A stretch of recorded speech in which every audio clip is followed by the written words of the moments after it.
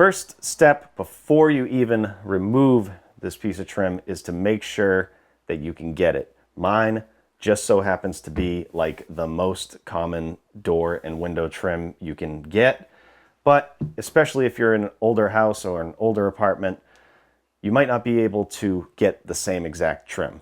And as a note, this is painted white, which is really common. You might have a stained wood or a clear coated wood. Just keep that in mind when you're picking the trim out. For me, I got this pre-primed piece of trim, so this is gonna work for me.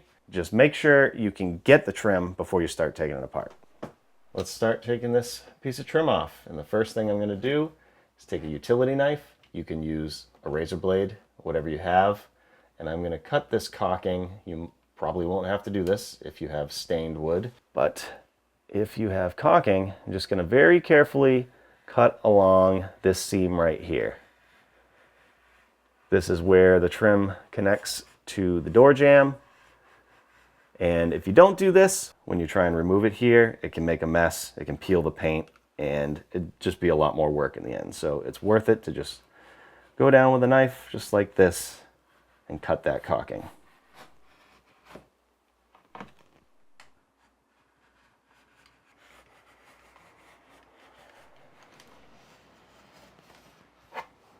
Against this baseboard, do the same thing. Very carefully. You don't want to cut into the baseboard, just want to cut the caulking. And then along the wall. You should be able to replace this with the same size trim, so you don't really have to worry about messing up the wall. If you don't do this against the wall, that's where you really have problems. It could take a whole big piece of drywall paper right off here, or paint. So don't want to make a mess. Make sure you cut this. Right here at the 45, just try and do the same thing. That way, when you pull this off, it won't mess up this piece of trim.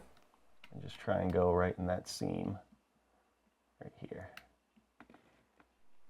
To remove this, if you had a bunch of tools, a good option would be to use a taping knife and some kind of pry bar. Put the taping knife like this to protect the wall. Hammer that pry bar in there and start prying it away. But you might not have a lot of tools. So what I did was I got just a piece of plastic from anything, and you might have a flathead screwdriver. So let's see if we can make this work without messing up the wall. See if I can do it just by hitting it in a little bit and then prying this way, because you're not too concerned with the drywall behind the trim. It's really just this drywall. And you can see that is opening up right there. There we go. Once you get it started, it should be a little easier. There we go. Now, just want to be really careful, make sure as I go up here that none of that caulking is stuck and it's not going to rip any of that paint off. Here's a good example right here. Make sure that is cut just like that. You can also work it from this side. Keep in mind not to pry this way as to not damage this trim, even though it doesn't look that great.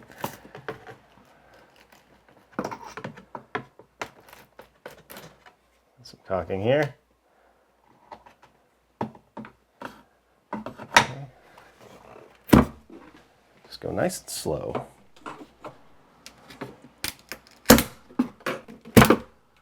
Okay, so now we want to watch out for this 45. As we pull it, it's probably nailed in here.